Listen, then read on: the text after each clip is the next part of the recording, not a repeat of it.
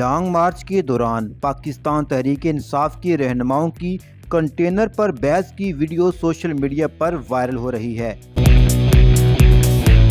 Container پر ہونے والی لڑائی کی اسد عمر نے وضاحت کر دی۔ وائرل ویڈیو میں اسد عمر اور حماد اظہر کو بحث کرتے دیکھا تو سوشل میڈیا پر ہنگامہ برپا ہو گیا۔ سوشل میڈیا صارفین نے کہا کہ لانگ مارچ میں لوگ کم ہیں، اس لیے لڑائی ہوئی۔